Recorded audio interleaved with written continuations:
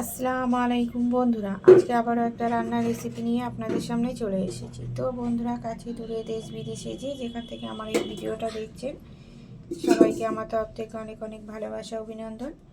আমি Nishad kitchen and blog চ্যানেলের তরফ থেকে সবাইকে অনেক অনেক ওয়েলকাম। তো বন্ধুরা, আশা করি আপনারা সবাই ভালো আছেন আর আপনাদের ভালোবাসায় আমরা খুব ভালো আছি। তো বন্ধুরা, আজকের রেসিপি হলো টমেটো মাখা বা টমেটো ভর্তার রেসিপি। এখানে টমেটো ভর্তার জন্য টমেটোগুলো এইভাবে কেটে ধুয়ে পরিষ্কার করে নিয়েছি। তো আপনারা পুরো ভিডিওটা দেখতে থাকুন।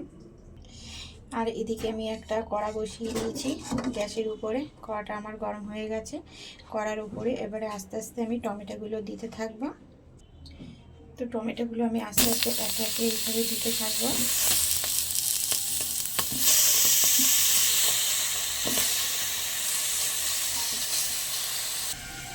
তো একে একে সমস্ত টমেটোগুলো আমার দেওয়া হয়ে গেলে এবার উপর থেকে আমি একটু জল দিয়ে দেব।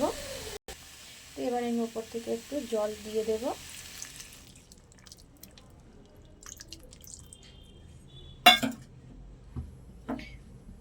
এরপরে আমি একটা ঢাকনা চাপা দিয়ে দেব। তো এদিকে আমি ঢাকনাটা চাপা দিয়ে দিলাম। তো এবার আমি ঢাকনাটা খুলে দেখব।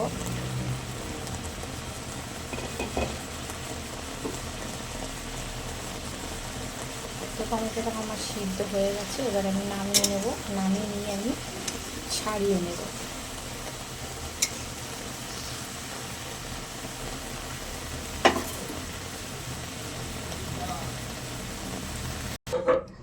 তো এরপর ঠিক আমি এইভাবে সবগুলো ছাড়িয়ে নেব।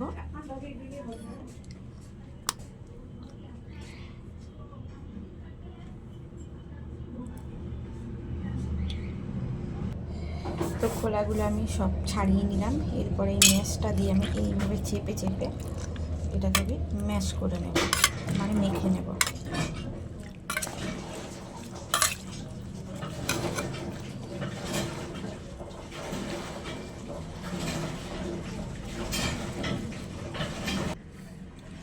তো সবটাই আমি এইভাবে ম্যাশ করে নিলাম।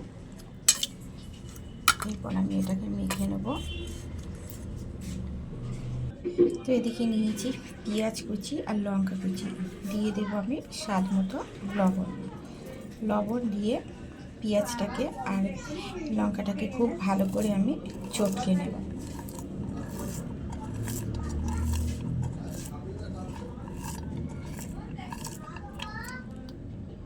তো লবণ দিয়ে খুব ভালো করে চটকে নেওয়ার পরে দিয়ে দেব সর্ষের তেল। সর্ষের তেল দেওয়ার পরে আবারও খুব ভালো করে মেখে নেব। তো মেখে নেওয়ার পরে এরপরে দিয়ে দেবো পেস্ট করে রাখা মানে মেখে রাখা টমেটোটা এর মধ্যে দিয়ে দেব।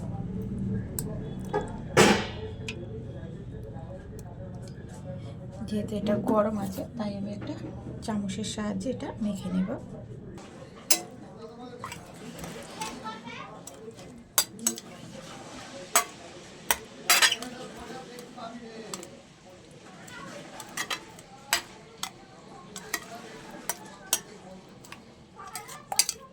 এরপর উপর থেকে দিয়ে দেবো কিছুটা ধনে পাতা কুচি।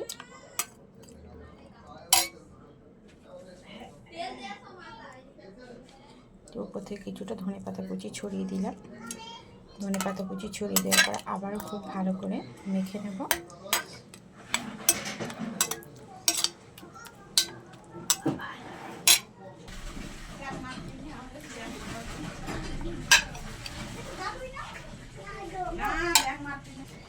তো বন্ধুরা, টমেটো মাখা বা টমেটোর ভর্তার রেসিপি আপনারা যেটাই বলেন, এটা আমার একদম রেডি। তো আমার রেসিপিটা যদি আপনাদের ভালো লেগে থাকে তাহলে অবশ্যই লাইক, কমেন্ট, শেয়ার এবং সাবস্ক্রাইব করে আমার পাশে থাকবেন। দেখা হচ্ছে অন্য কোনো রেসিপির সঙ্গে। ততক্ষণ আপনারা ভালো থাকবেন, সুস্থ থাকবেন আর সাবধানে থাকবেন। আজকের মতো আল্লাহ হাফেজ।